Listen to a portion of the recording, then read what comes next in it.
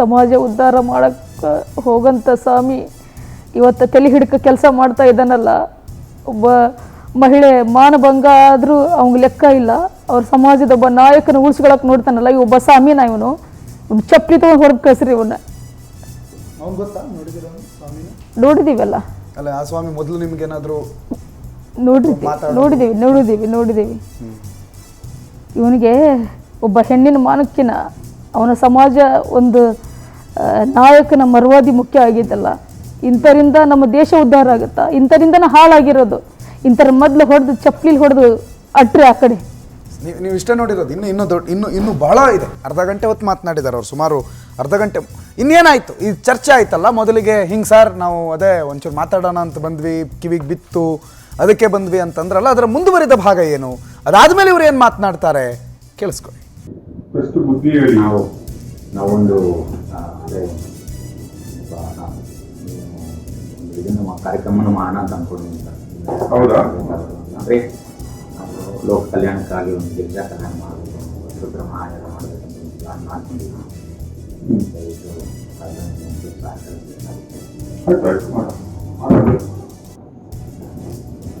ಸಹಕಾರ ನನಗೆ ತುಂಬ ಇಂಪಾರ್ಟೆಂಟ್ ಇದೆ ಸರ್. ಯಾಕಂದರೆ ನಾನು ಸಮಾಜಮುಖವಾಗಿ ಏನಾದರೂ ಮಾಡಬೇಕಂತ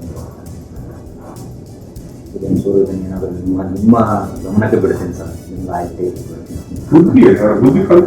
ನಾನು ಮಾತಾಡ್ತೀನಿ ಸರ್. ನೀವು ಗುರುಗಳ ಕೆಲಸ ಮಾಡಿ, ನಾವು ನಮ್ಮ ಕೆಲಸ ಇರಲ್ಲ. ನಿಮ್ಮ ಕೆಲಸದಲ್ಲಿ ಅವ್ರು ಸುಧಾರಿದ್ರೆ ಒಳ್ಳೇದು, ನಿಮ್ಮ ಕೆಲಸದಲ್ಲಿ ಸುಧಾರಿಲ್ಲ ಅಂದ್ರೆ ಮತ್ತೆ ನಾವು ನಮ್ಮ ಕೆಲಸದಲ್ಲಿ ಟ್ರೈ ಮಾಡ್ತೀವಿ. ಇಲ್ಲ, ನೀವು ಹೇಳಿದ ಅರ್ಥ ಆಯ್ತು. ಸಮಾಜದಲ್ಲಿ ಯಾರಾದ್ರೂ ಒಳ್ಳೇದಾಗುವವನಿಗೆ ನಾವು ಬೆಲೆ ಕೊಡಬೇಕು. ಏನ್ಬೋದಾ? ಒಳ್ಳೇದಾದ್ರೂ ನಾನು ಫೋನ್ ಮಾಡಿದ್ರೆ ಮಾತಾಡ್ತಾ ಇದ್ದೆ, ಏನಿಲ್ಲ. ನಾನು ಎಲ್ಲರಿಗೂ ಫೋನ್ ಇರ್ತೀನಿ. ನಾನು ನನ್ನ ದುಶ್ಮನ್ ಫೋನ್ ಮಾಡಿದ್ರು, HDK ಫೋನ್ ಮಾಡಿದ್ರು ಫೋನ್ ಇರ್ತೀನಿ. ಏನಣ್ಣ ಹೆಂಗಿದ್ದೀರಣ್ಣ ಕೇಳ್ತೀನಿ. I am doing my duty. ಖಂಡಿತ ಸರ್. ನಾನು ರೋಡ್ ಕಾಲ್ ಮಾಡಿದ್ರೆ ಏನಾದ್ರು ಮಾಡಿದ್ರೆ ಹೆದರ್ಬೇಕು, ಫೋನ್ ಇರ್ಬೇಕು. ನಾನು ಎಲ್ಲರಿಗೂ ಫೋನ್ ಇರ್ತೀನಿ. ವೈಯಕ್ತಿಕ ನನ್ಗೆ ಯಾರ ಅವಶ್ಯಕತೆ ಇಲ್ಲ. ಅವ್ರು ಕೇಳಿ ಇಷ್ಟವರೆಗೆ ಇವಾಗ ಎಲೆಕ್ಷನ್ ಟೈಮಲ್ಲಿ ಅವ್ರ ಹತ್ರ ದುಡ್ಡು ಕೇಳಿದ್ರು ನಾವು. ರಾಕೇಶ್ ಶೆಟ್ಟಿ ಫೋನ್ ಮಾಡಿದ್ವಿ, ಕೇಳಿ. ತುಂಬಾ ಅಭಿಮಾನಿ ರಾಕೇಶ್ ಶೆಟ್ಟಿ. ನನ್ನ ನಂಬರ್ ಇದನ್ನ ಕೇಳಿ, ನಾನು ಅವರಿಗೆ ಫೋನ್ ಮಾಡಿದ್ದೀನಿ, ಕೇಳಿ. ಕರೆಕ್ಟ್ ಆಗೋದು ವ್ಯವಸ್ಥೆಯನ್ನು ಸರಿ ಮಾಡುವಂತ ಧಾವಂತದಲ್ಲಿ ನೀವು ಮಾಡ್ತಾ ಇದ್ದೀರಾ, ಅದ್ರ ಬಗ್ಗೆ ನನ್ನ ಅಪ್ರಿಸಿಯೇಟ್ ಇದೆ. ಹಾಗಾಗಿ ಏನಂದ್ರೆ ಒಂದು ವಿಚಾರನ ನಾವು ಯಾವತ್ತೂ ಕೂಡ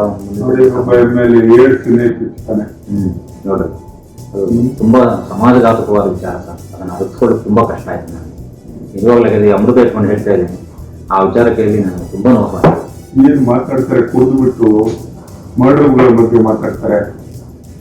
ಆ ಆಡಿಯೋಗಳು ರೆಕಾರ್ಡು, ಮೊದಲೇ ಮರ್ಡರ್ ಕೇಸು, ಅದರಲ್ಲಿ ಮರ್ಡರ್ ಕೇಸ್ ಬಗ್ಗೆ ಮಾತಾಡ್ತಾರೆ.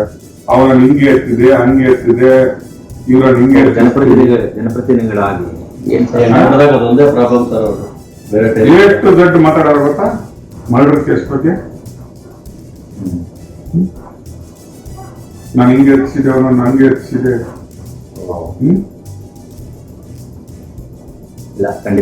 ಕೆಲಸ ಮಾಡ್ತೀನಿ ಸರ್.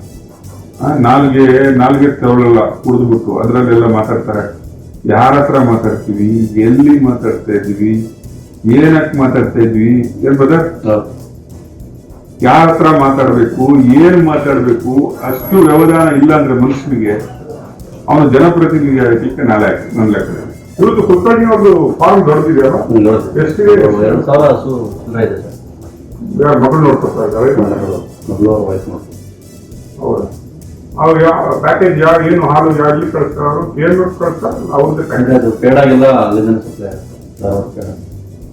ಓಹೋ, ಹಂಗೆ ಕೇಂದ್ರಕ್ಕೆ ಹಾಕಲ್ಲ ಅವರು, ಅಲ್ಲಿ ಹೋಗಿ ಅಲ್ಲಿಂದ ಬರ್ಬೋದು.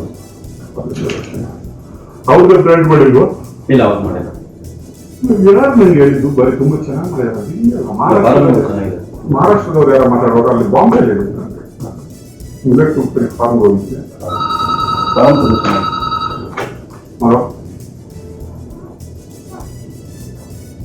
ಬೇಡ ನಾನು ಕಾಮಕ್ಕೆ ಆರಾಧನೆ ಮಾಡಿ. ಹೌದಾ? ಹೋಗಿದ್ರೆ ಹೋಗಿದ್ದೆ, ಇನ್ನೊಮ್ಮೆ ಹೋಗೋಣ. ಹೌದಾ? ನಿಮ್ದು ಬೇರೆ ನಾನು ಹೇಳ್ತೀನಿ. ಹೌದಾ?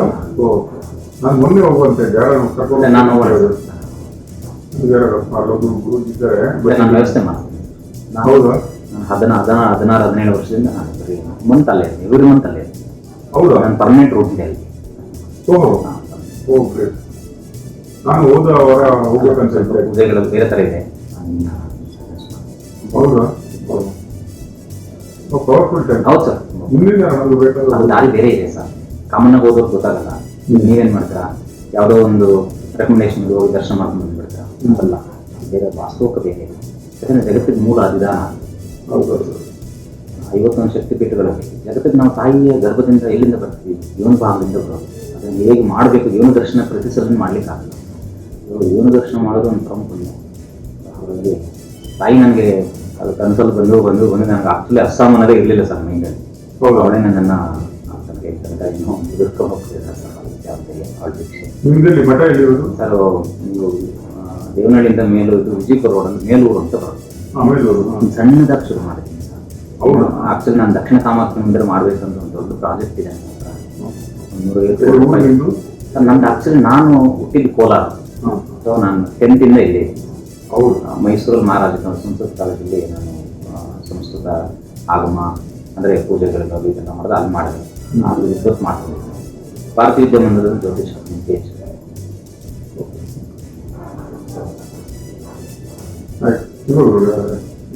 ಖಂಡಿತ ಸರ್. ಒಂಚೂರು ಏನಾದರೂ ಒಂಚೂರು ಪ್ಲಾನ್ ಮಾಡಬೇಕು. ನಾನು ಮಾತಾಡ್ತೀನಿ ಸರ್, ಖಂಡಿತ ಮಾತಾಡ್ತೀನಿ. ನೀವು ಬುದ್ಧಿ ಹೇಳಿ ಮತ್ತೆ ಹೇಳಿ. ಓಕೆ, ನಮ್ಮ ನಂಬರ್ ಏನಾದರೂ ಸಿಕ್ತು ನನ್ನ ನಂಬರ್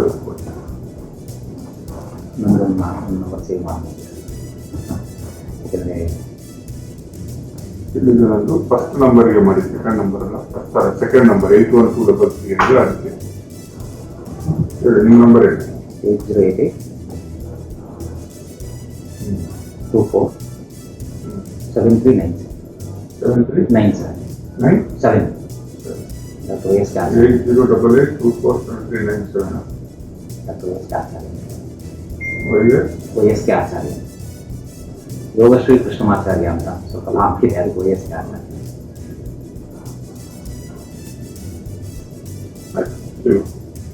ಒಂದು ಅವನು ಭರವಸೆ ಕೊಟ್ಟರೆ ನಾನು ಭರವಸೆ ಕೊಟ್ಟರೆ ಫಸ್ಟ್ ನೀವು ಬುದ್ಧಿ ಹೇಳಿ ಮತ್ತೆ ಖಂಡಿತ ಮಾತಾಡ್ತೀನಿ ಸರ್. ಇದ್ರ ಬಗ್ಗೆ ಮಾತಾಡಿ ನಾನು ಅಪ್ಡೇಟ್ ಮಾಡ್ತೀನಿ. ದಯವಿಟ್ಟು ಅಲ್ಲಿ ತನಕ ಸ್ವಲ್ಪ ನೀಟಾಗಿ ನೀವು ಏನು ಹೇಳ್ತೀರೋ ಅದನ್ನು ನಾನು ಫಾಲೋ ಮಾಡ್ತೀನಿ ಸರ್. ಸ್ವಲ್ಪ ಇದನ್ನು ನಾನು ರಿಕ್ವೆಸ್ಟ್ ಅಂತ ಮಾಡ್ತೀನಿ. ಇದಾದ ತಕ್ಷಣ ನೋಡಿದ್ರೆ ನಾನು ಕಾಮಕ್ಕೆ ಹೋಗಿ ಬಂದೆ ಸರ್. ಆಮೇಲೆ ಬರ್ತೀನಿ. ನಾನು ಕರ್ಕೊಂಡು ಓಕೆ, ಥ್ಯಾಂಕ್ಸ್. Thanks sir.